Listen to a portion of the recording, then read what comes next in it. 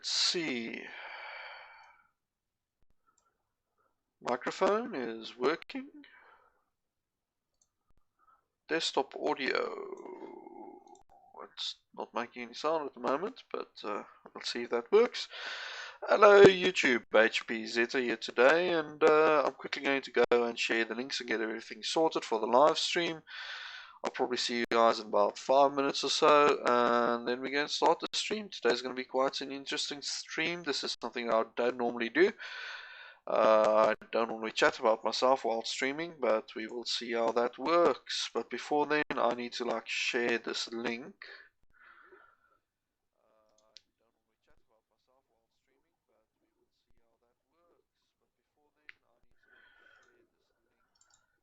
Yeah, Twitch is receiving the stream, that's good. YouTube Studio, let's go in here. Let's see if that works, and then I need to find this link.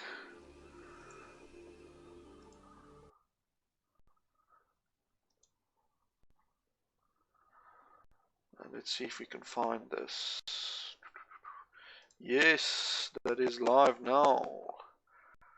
Copy location. I'm going to send this link to some friends, and let's see if we can get them to join in.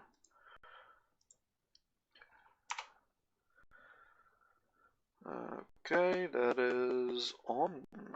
That is there, that's shared. Okay, let's go back into YouTube Broadcaster. Missing features, because I made this so difficult to get to these days. Live streaming. Let's see if YouTube is receiving it. Twitch is definitely receiving it. YouTube receiving it. Live and clear. Muted. Preview quality. I'm just going to turn this down to 1440p because I don't need to see myself in HD. I look ugly enough as it is. So you guys, sorry if you going to have to hear me cough a few times. I've basically got the con flu.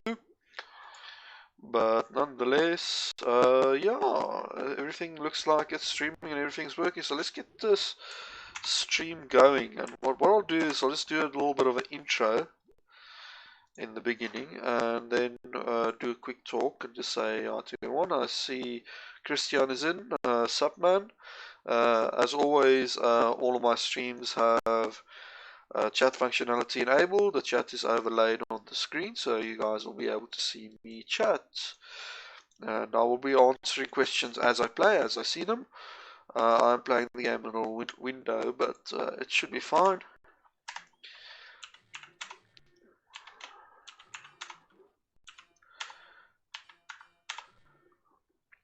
So I'm just going to play this on easy, and the reason is it's a very talkative, how can I say, live stream. That's not something I normally do. So yeah, easy I think is the best way to do it. So just to give you guys a little bit of an intro while I try and get this first stage done. So basically, I just went to the second ever South Africa FurryCon this weekend, and initially my plan was quite simple. I'll go there, I'll get enough data on the phone, and I'll actually do some live streams while I was there. Unfortunately, that just wasn't the case. That wasn't happening. I had to switch the phone from Telkom, which is the service provider that I use, over to MTN. Over to MTN. And on MTN, you can't use the cheap Telkom data, so I only had a gigabyte of data I could use. So that's definitely not enough for live streaming. So what I thought I'll do is I'll cover everything I would have talked about in the live stream on a live gameplay. So that's what it's going to be here. So it's going to be a bit longer. It's probably going to be an hour stream, and most of it will be talking. This will literally cover like everything you need to know about me being a furry. Like, why haven't you heard about this before on the channel, and why don't I talk about it? Why did I become a furry? How did I become a furry? All of that we're going to be discussing tonight. So the gameplay is probably going to suck. So what I would suggest doing is just putting it on minimize and listening to my voice. Well, we'll see how the gameplay goes. It might not be that bad. So let's start at the very beginning. Let's start at me discovering the whole furry thing and the whole furry fandom. So I was about 12 years old at the time, and I recently discovered this wonderful thing called heavy metal. And as most of you 12-year-olds know, you don't just discover one thing. You kind of have to like discover the whole scene that goes with it. And I was going on the internet, and back then it was like Yahoo search and a few other things. Google was there, I think. I can't remember. I honestly can't remember if I used Google or not, but generally what I did was I was searching for werewolf pictures. So, you know, like I said, the whole thing has to go with, and what's more metal than werewolves? And I went and found quite a few pictures and art groups and stuff that I really enjoyed. Until I discovered this one little site on the internet, I can't even remember the name, but that site had a link to IRC, and I really wanted to chat.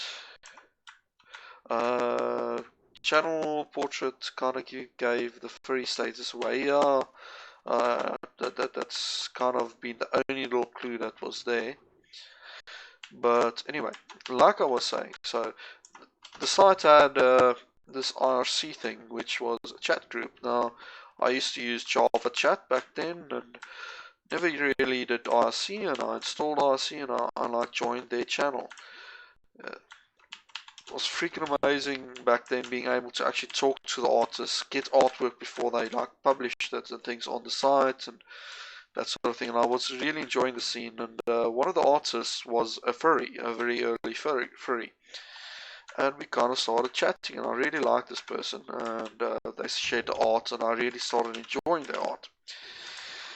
Of course, then that I would ask the question, any other places that I can get art from you, and they started sharing links to furry art sites, and then there was this one very popular furry art site back in the day that only did safe for work art, so it was a perfect place for a kid to go and just pick up art. And I joined them. They had their own RC, and I chatted. And back in the day, back then, my parents was going through a divorce, so I needed a place that I can just unwind, chat to people, and have a generally good time. And that was it. It was the furry fandom. So, okay, it's a bit of a hard one, so I'll stop talking. There you go, got it. Anyhow, so I really enjoyed the people. That's the main thing that I enjoyed, because I needed a place where I could just chat about things, chat about technology, and chat about everything else. And the more I chatted to the furries back then, the very early guys, the more I started to realize, you know what, this actually makes a lot of sense to me. This whole concept of a fursona. So for a lot of you, you don't know what a fursona is. A fursona is basically just a representation of yourself, either online, in person, or wherever you want to use it. And I thought that it's great that I could actually not be myself online for a little bit, and I started creating these fursonas about myself. See, it's difficult to game and chat at the same time, so I'm not going to try the difficult stuff. Anyway, so yeah, that icon picture is actually one of my fursonas that you see on the screen. Ooh, 12 more. Clearly I missed all of the secrets and all of this stuff here, but anyway, this chat isn't going to be about secret hunting anyway, this stream. And for a while, all was good in the world. Parents went through a divorce, so I started spending more and more time online on these groups and things, because it was a community, and back then I really felt that I needed to be part of something. And the people were quite kind, and they were generous, and we got along well. And I stayed on the online chats for many years, up until I was about 16, 17-ish. Web forums became popular, so I joined quite a few forums. I was extremely active on PSX scene and that sort of stuff, and I also discovered that I really loved retro gaming and retro game collecting. And back then there was this comic called Sabrina Online.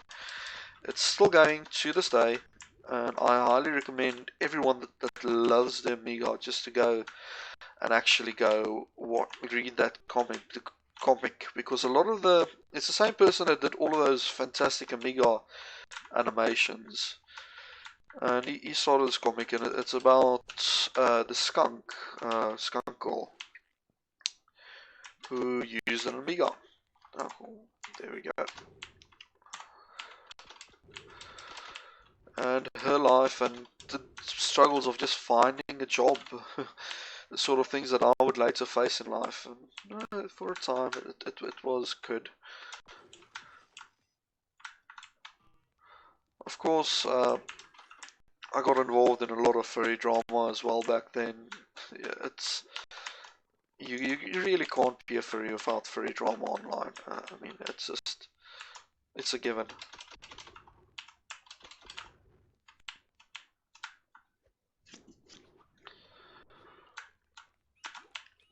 Of course, a lot of the games I played was furry games as well.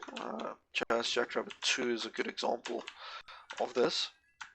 This was actually my sister's game. She chose to buy it. We had Jazz 1, and both of us loved that game to bits. And when we went out, both of us got to choose a game. I chose a Duke Nukem Kiloton Collection box set, and she chose Jazz. And the nice thing about this game is it does actually have a two-player mode, and we played it 2 bits. Okay, are you gonna spawn anymore? No. We didn't stop playing this game. It was a classic, and in 2-player mode you can like jump on the second player and slow them down and do all sorts of things. Got my Coke here.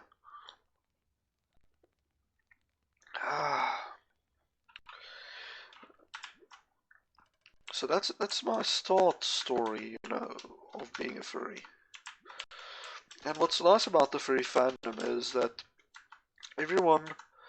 just about everyone in the fandom, they're a little bit tech inclined and play games and stuff. So it was just this great place to chat about things and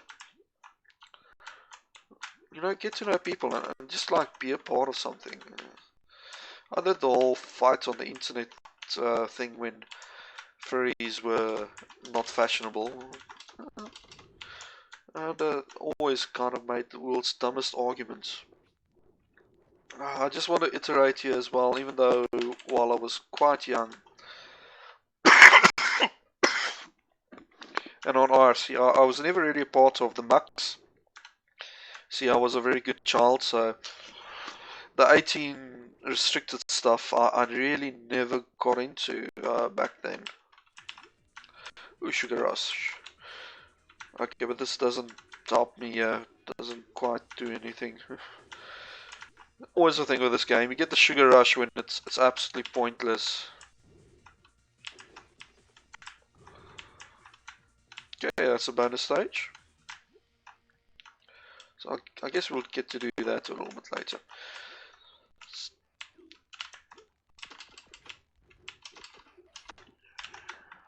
So, all's good, and I always kind of had this belief that there was no furry fandom in South Africa.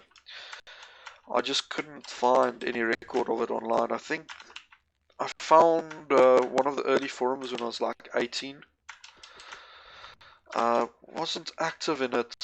There wasn't many furs back then on the game. So, by the way, how's the volume for you guys? Can you guys hear the story there?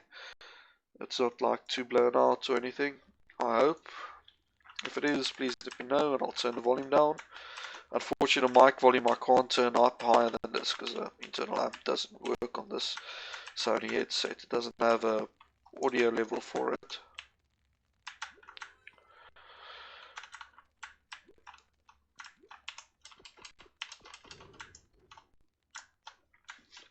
And a lot of the things that I kind of did back then sort of crossed over. I mean,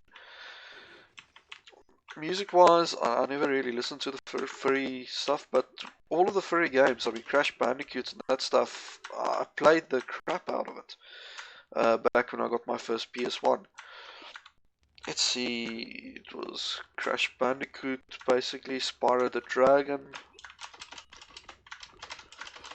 So this is a boss fight, and I guess that's the first part of the story kind of done. So what I'll do is I'll kill the boss. I hate this boss so much. I'm probably going to have to restart and redo this a few times.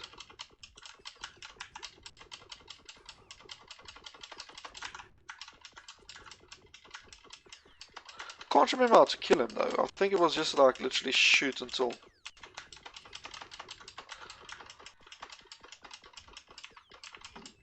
Ah, crap, 1 life left. Come on. There we go. Goodbye!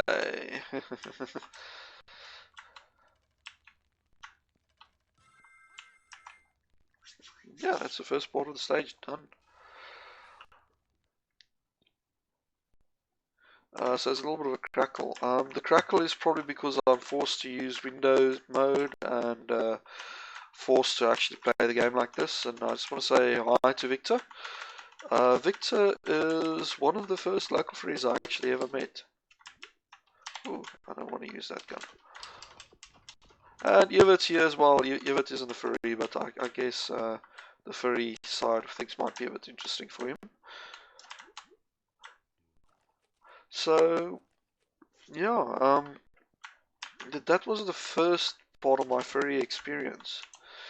And the second one is, second part of it's not a lot longer, but basically I joined Zuffer, and I was a very arrogant person when I started on there. I was 18. I realized that antidepressants really kicked my backside.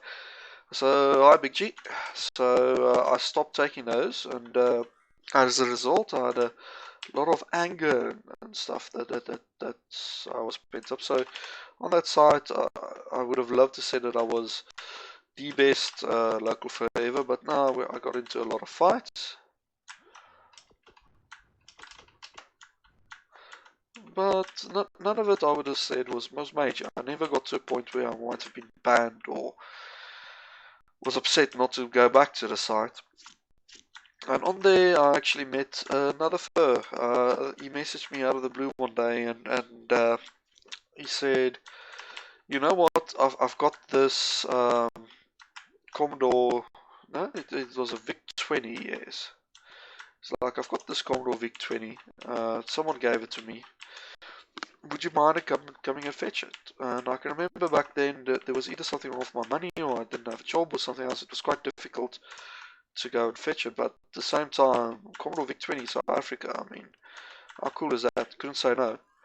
So I went out and I met this person, and we met at the Spur, and we just started like chatting, and we immediately like became friends, and we just like clicked.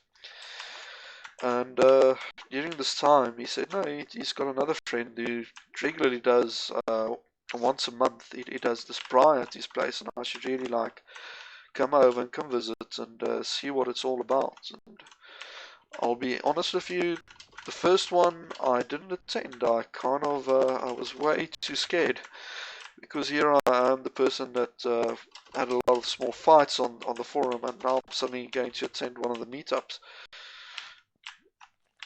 Yvet says it's not really my thing, but it's interesting to learn about these things. Awesome, man. Awesome. That's what this is basically. It's just to learn about. I'm not gonna tell anyone that this is definitely for you and you should definitely do it.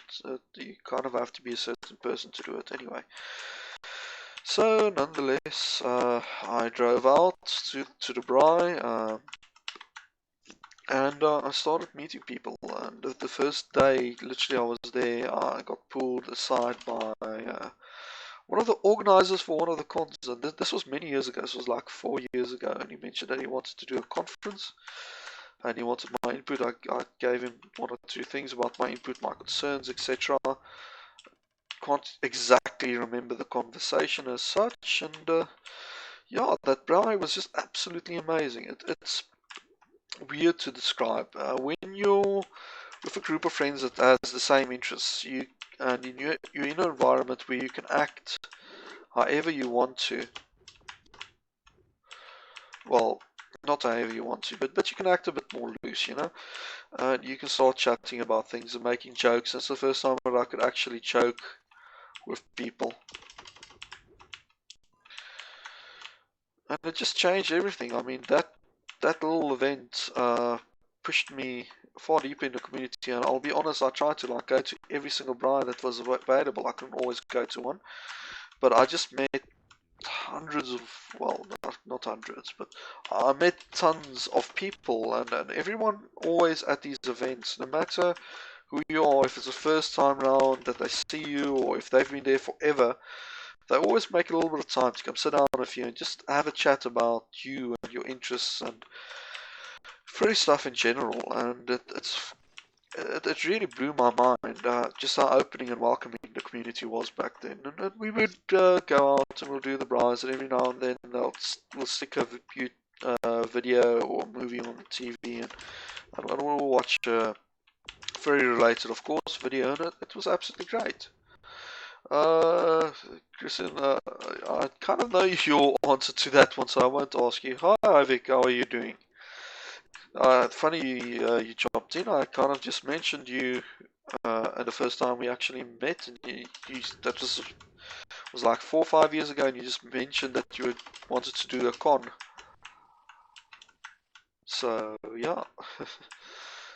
Anyway, so yeah, Furry Bras, absolutely amazing, good bunch of people, and what I love about the fandom is everyone rallies behind each other. So if there's a person that's had an issue, if there's a person that's struggling with work and stuff, we all stick together and we try and find a job for this person, or we try and help them, we try and support where we can. We go out of our ways to help people, and there's very few communities, including the gaming community, that actually, oh, I missed that. I really wanted to get those tomatoes. Anyway, that would rally behind each other as much as the furry fandom. And I mean, I was part of the metal fandom, I was part of the goth fandom, I was part of the gaming fandom. Basically, if there was a fandom, I was there. I was there to do it. And none of them rallies behind people as much as the furry fandom. You can say what you want about the artwork and some of the bad examples, but everyone kind of just stick together, and we kind of just solve our problems by ourselves. And I think that's mainly due to the type of fandom that it is. The sort of people that join the fandom are people like me who kind of, how can I say, either had a different upbringing or either had a bit of a trouble in life for whatever reason. So we all know what it's like not to have a community, and we all kind of rally behind people and assist where we can because of that, which is absolutely great. It's a lot like the retro gaming community, except people are just a bit more hands-on, which is fantastic. And not saying anything bad about retro gaming industry. The retro gaming industry is phenomenal by itself as well. We also do our best to help people out where we can.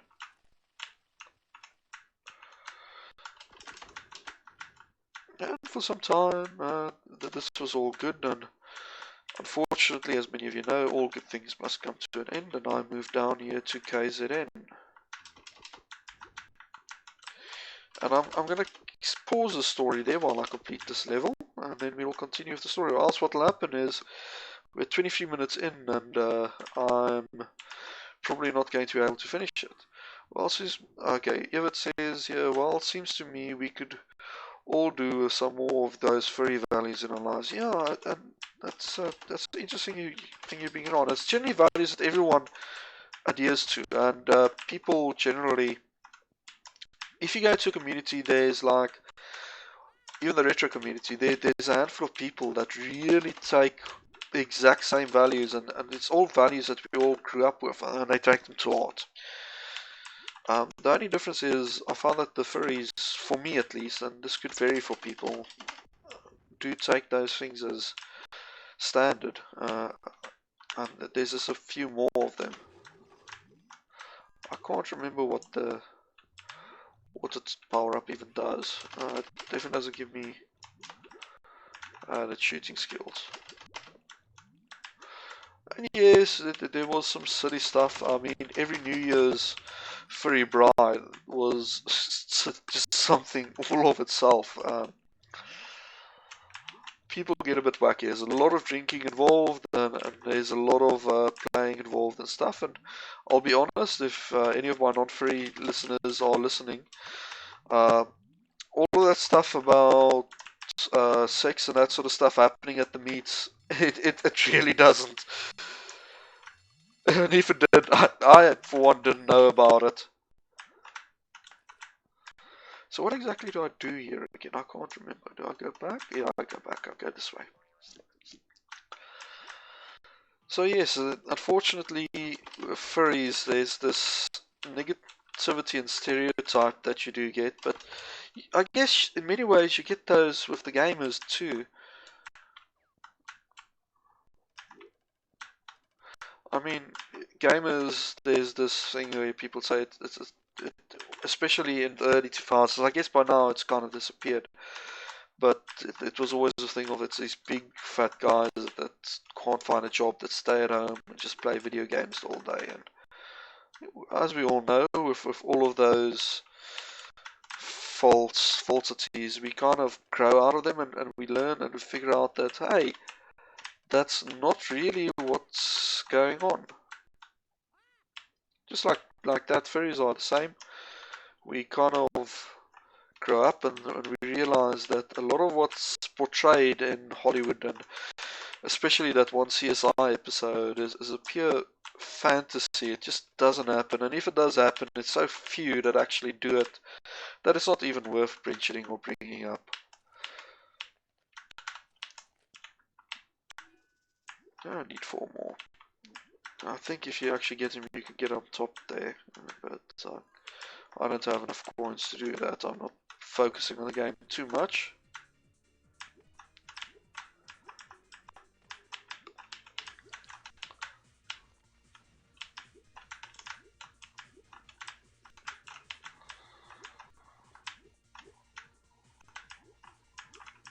So yeah, what I would suggest for everyone that's joining in now at the moment is just to rewatch the first part, because I'm telling a story and it isn't parts and stuff. Very many of us do. Those are just furry values, though. Those values are just being kind. That's precisely it. It's not a furry thing to be kind, but generally the sort of people furries attract, or the furry community attracts, are generally kinder than most others.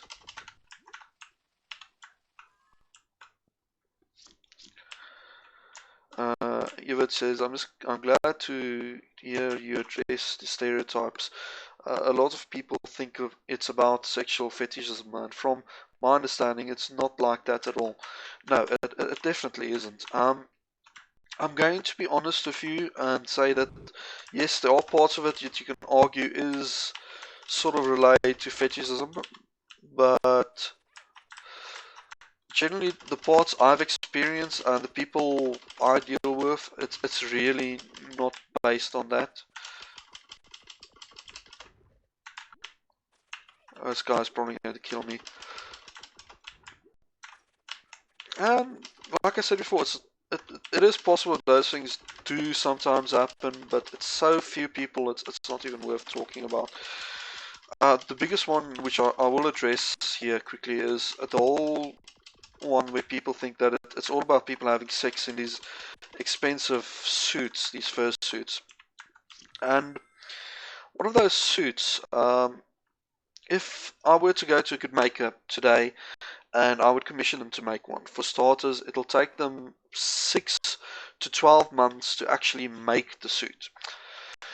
That person has to pay a living wage. That person has to survive on the money that they get from it during that time. And as such, a suit costs a lot of money. A good suit sets you back about anywhere from $3,000 to $8,000. So would you really risk ruining something that's that expensive by doing something as physical as sex in it?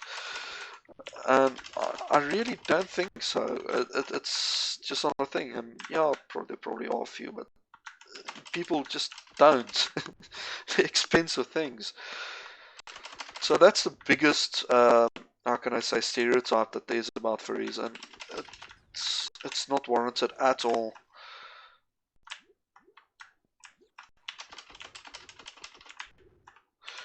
Okay, so I've now moved back home, well, to my current house. I'm here in KZN, and there really isn't much of a fandom. So for some time, I actually ran a small Telegram group, and we were all happy and things, and I kept in touch with all my friends and that.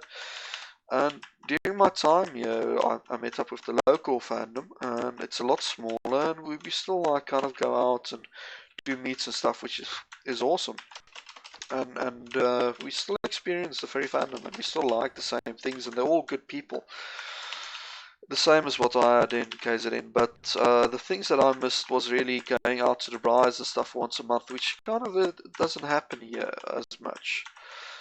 So last year was the first furry convention. Now, a furry convention in America uh, is a place where furries go to meet, and they gives them an opportunity to fursuit. That's basically the expensive suits that you see furries use. How on earth do I get out of this? Am I going to have to cheat? Please don't say I need to cheat to get out of here. Oh wait, there's this thing. Okay, I forgot. So yeah, the biggest one is Africon, and furries literally attend in their thousands. It's the one that if you just type in Africon in the news, there's a few very good news articles about it, and they literally raise tens of thousands of dollars for charity during this event, because that's another thing about all of these furry events is we try and raise a little bit of money for charity.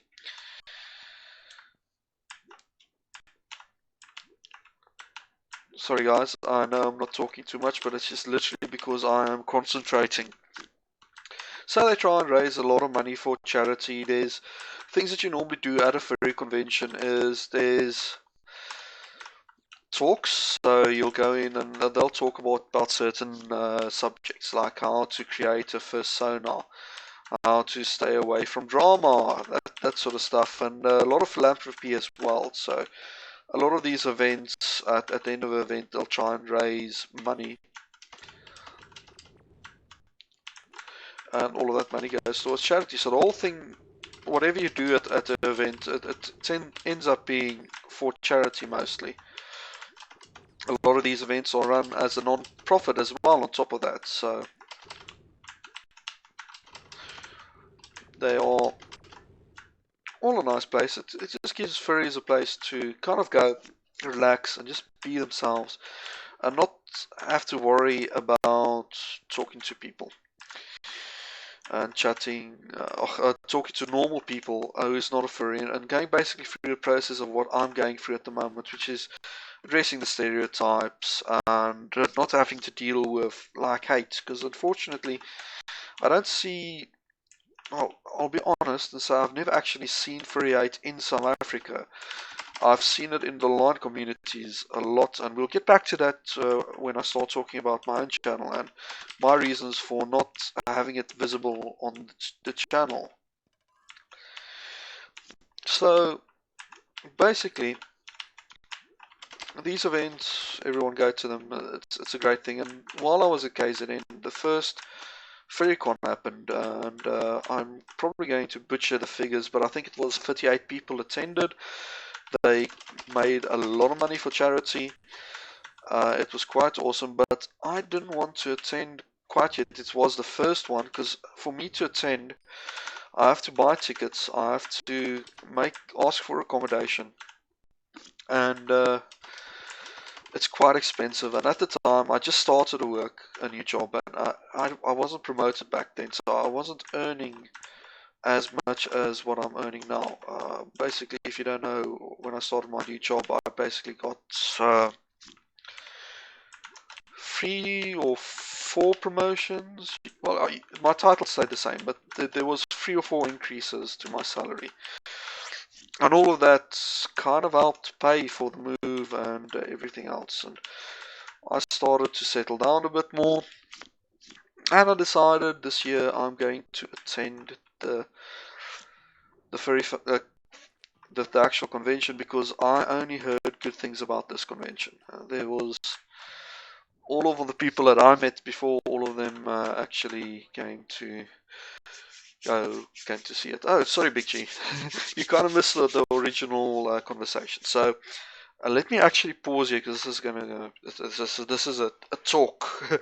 So a furry is a label that a person gives themselves if they like anthropomorphic animals, or things like that. So that is the most basic version of it. That's the first sort of basic little thing for it.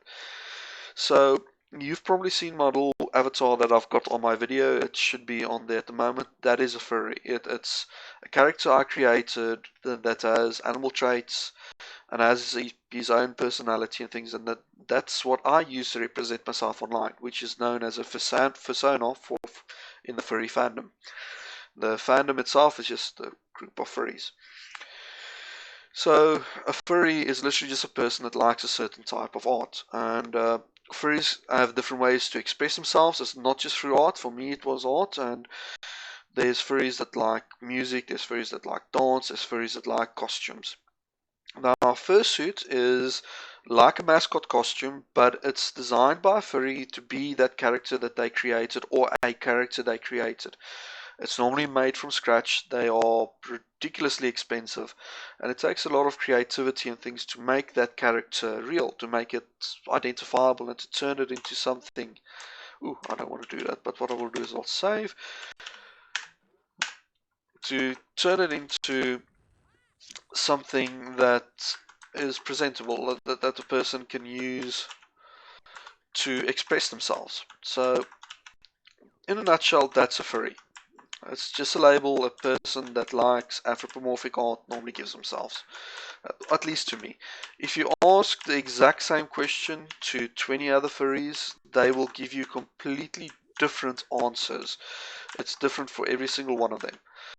Some people say it's treated like a lifestyle, others treat it like a part of themselves and think that it's a huge deal, but to me it's just a label that I gave myself because I like a certain type of art. Christian Berger says, but here's the thing, yet you get people like me who like Afro but doesn't identify as a furry. Precisely. That's why I said it's a label that you give yourself if you like anthropomorphic artwork. So you have to say I'm a furry to be a furry. So you can still like anthropomorphic artwork, and you're not a furry. So for instance, growing up, kids cartoons, Rescue Rangers, what's the other ones? It was Rescue Rangers. God, I hate it when that happens. When you're on a stream and your brain just kind of shuts down. I'll think about that. Rescue Rangers, The Secret of Nim, that sort of stuff. That's all that's anthropomorphic characters. You're not a furry just because you like those. You have to actually say I'm a furry because I like them to be a furry, if that makes sense. And everyone in the group, there's no set rules that you must be like this to be a furry. Like I said, it's a name that you give yourself, so you don't have to fall in any brackets or anything to be a furry. The one thing that I will say with being a furry is I can't tell you you're a furry. I can't say that that person is definitely a furry. That's not how it works. Okay, so that's a complicated thing. That's a long speech out of the way. Okay, Big G, now you get it.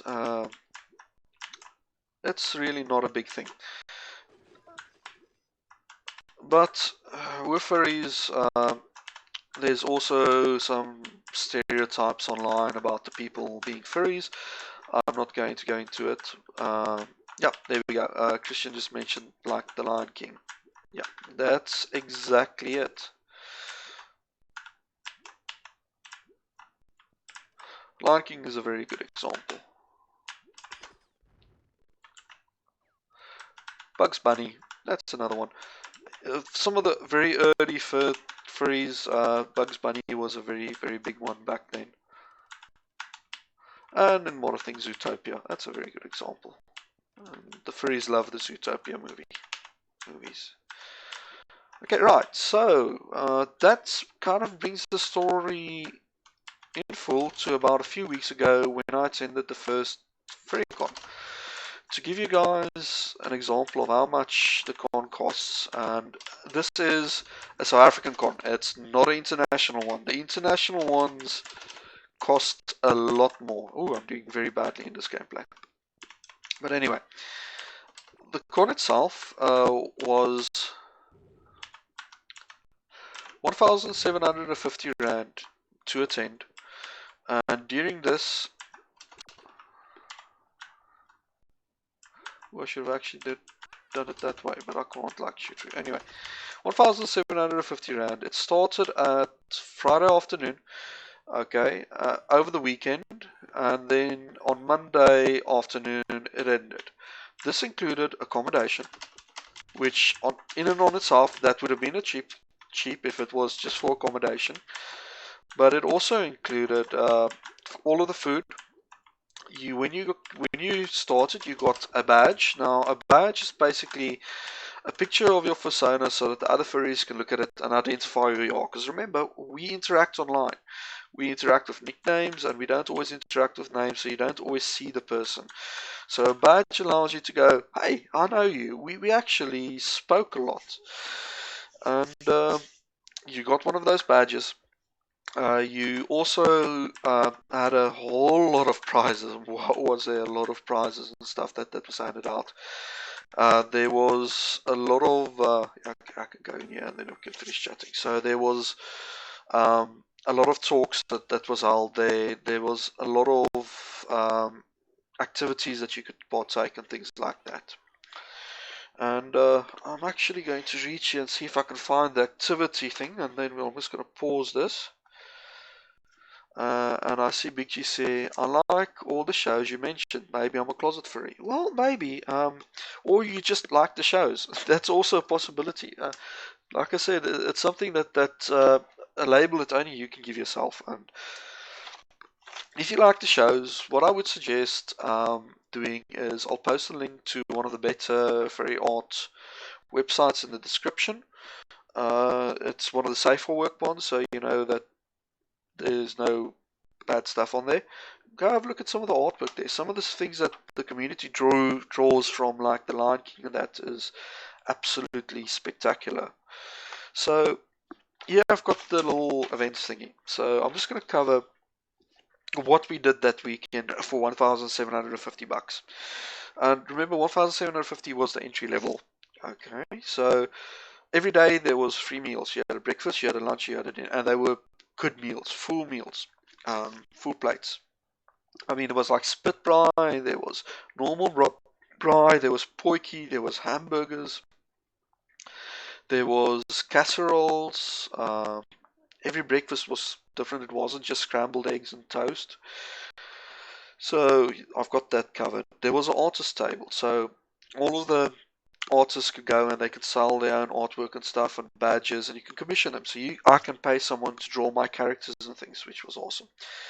So there was a few things that you had to pay extra for, but they were all quite cheap, so 150 to 250 bucks, and it was the quad biking, paintball, horse riding, and there was also scape skits, like shooting with BB guns and paintball guns. So all of those weren't included, but you paid like 150 bucks. There was breaking the ice games, which they did. Oh, sorry, I am completely wrong about the price. It's 1,490. Thank you, Ivy. I don't know why I thought it was 1,750. Anyway, so you then had breaking the ice games, which was like quizzes and getting to know people, and we had to build the whole egg thing that was unbreakable, and you dropped it from various heights, and the last person would win a prize. So there was prizes for all of these that to pay for. In the evening, it was social games and drinking games. So a lot of us brought our board games with, and we could play Magic the Gathering, Pictionarium, 30 Seconds, Nordgard. But basically anything, any board game you wanted to bring with, you could sit down and we could play that in the evening. And that was day one only. Well, technically second day, because the other one was just like the arrivals and welcoming and stuff like that. So Sunday, Okay, there was a scavenger hunt. We had panels and discussions, and the panels and discussions, I did a discussion, not a panel, because I didn't know if there was enough support for it. I did a panel on retro gaming and anthropomorphic games and where the actual cross is, and we spoke about platformers because platformers had that strange era in the 90s where just about every platform had to be a mascot character like Sonic, Jazz, all of that, and I will be uploading that shortly onto the YouTube after some editing because I just want to edit my persona name out of there. Okay, after that, we had lunch. There was a quiz. So it's a pop quiz about furry stuff, and once again, prizes were handed out. At 15:30, we had fursuit games. Now, the fursuits are, like I explained, those big mascot things. With the fursuit, you can't see. What you can see is literally this small, narrow area of mesh, and you've got these clunky, big feet on you. So doing normal games that's like we played as kids, like I'm really terrible at this, but they basically did a 10 feet and then draw, and they had to draw what's it called, one of these guns with the foam ends, and shoot each other and see who's the last one that's there. Musical chairs was another one. They did red robot, green robot. And all of these are quite difficult, and it's quite entertaining to watch these people in these full fursuits trying to do the games. I don't own one, only about 9 people at the con owned one. And of course, those people were there, and we all watched, and we all laughed, and it was quite fun. We then had dinner, and then there was a very big raffle. I'm still surprised at how big the raffle was, and all of the money and the proceeds I made from selling the tickets for the raffle, which was 20 rand a ticket, they donated to charity, which once again, like most of these, all the extra money went to charity. And then finally, there was a Texas Hold'em poker tournament in the evening. Yeah, Nerf gun. There we go. So all of this for 1,490, and there was. You can correct me on this, Ivik. There was only 4 people that arranged this whole thing. 43 or 48, I can't remember which people attended, furries attended, and it was this massive big thing.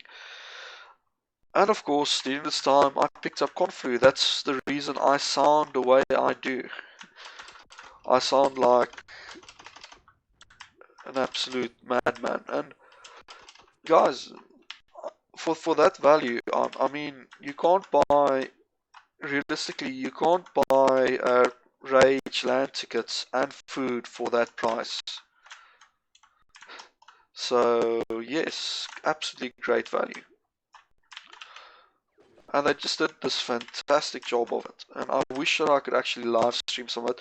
Next year I'm going to bring my laptop with, and I'm going to actually see who has the cheapest broadband at the time I can use, and I will be doing a few live shows and live streams there. I'm also going to do a proper panel. Ooh, how do you break these? Those blocks are speed blocks. Okay.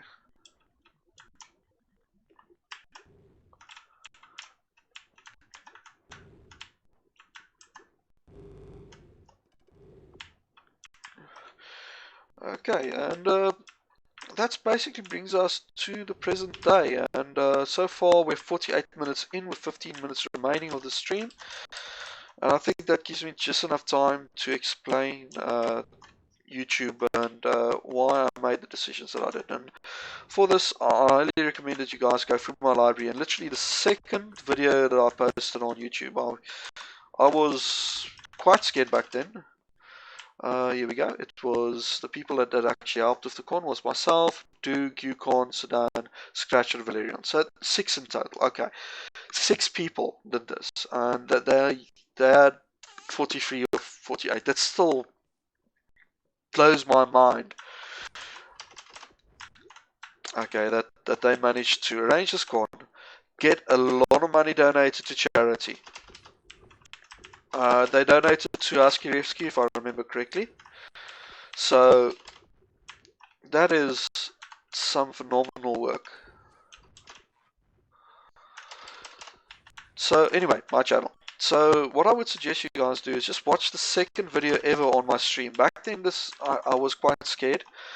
I had a heavy Afrikaans accent and kind of tried not to talk, so it's completely silent. And the only thing, I'm just going to wait for the music to stop so you guys can hear me a bit better.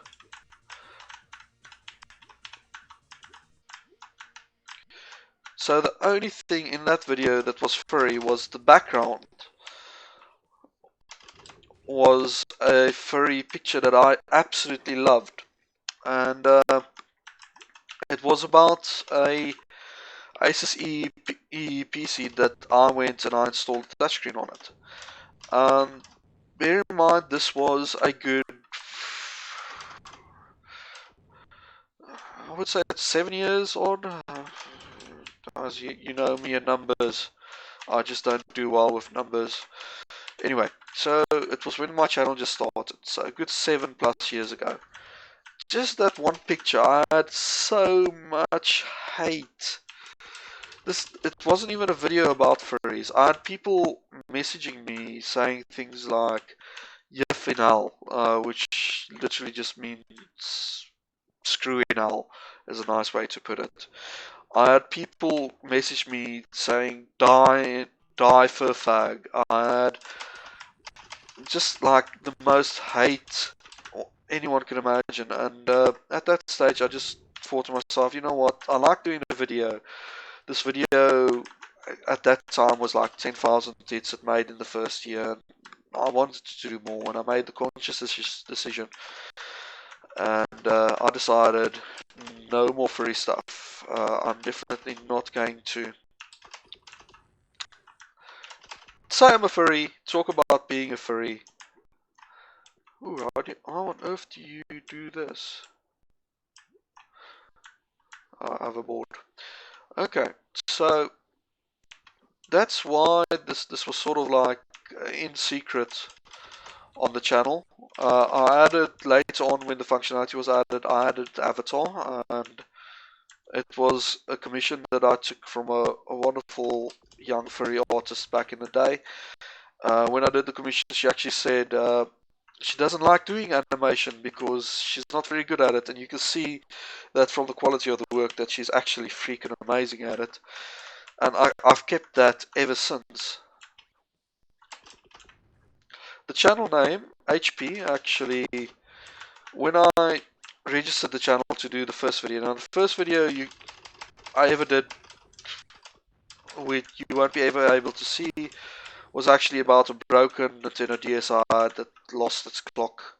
And I was registering it late at night, and I wanted to do Happy Puppy, which is the cheat site that I frequented, and it was also a nod to the furry side.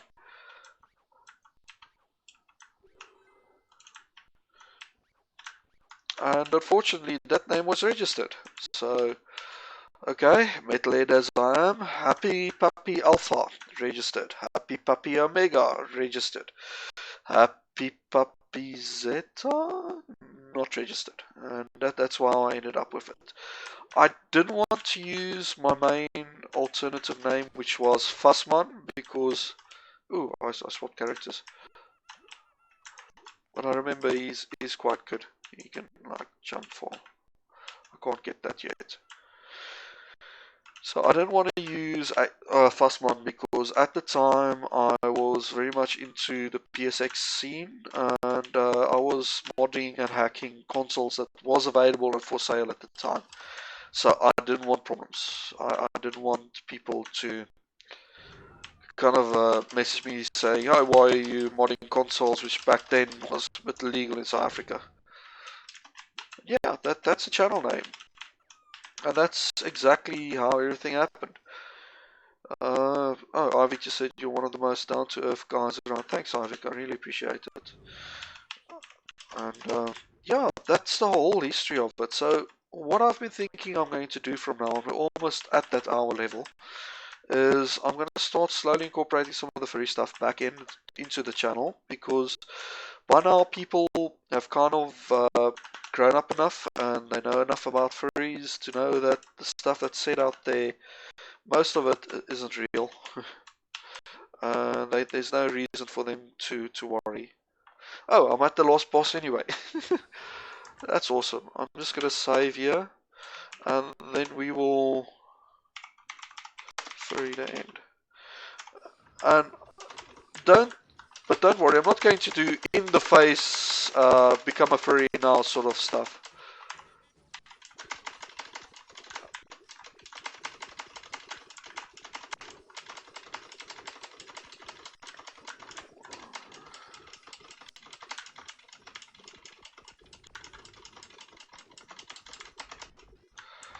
There we go.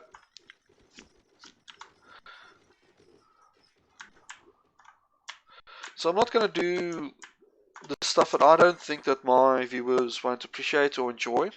So all of it needs to kind of arc back into retro gaming or to something like that. Okay, so episode 2. So I'm just going to save here, and we will do a furry part 2 stream sometime. Yeah, so I'm still going to keep doing the content I do. It's still going to be retro game repairs and that sort of stuff and machines. I'm going to stream a few more games that I played as a furry, and that's why I didn't really go into in-depth about the games that I played back then, and I don't go in-depth about the chats and the things, because that I'm keeping for a second channel. And Jerry Swing, well, from the Geek Group, absolutely very nice to see you here, Jerry.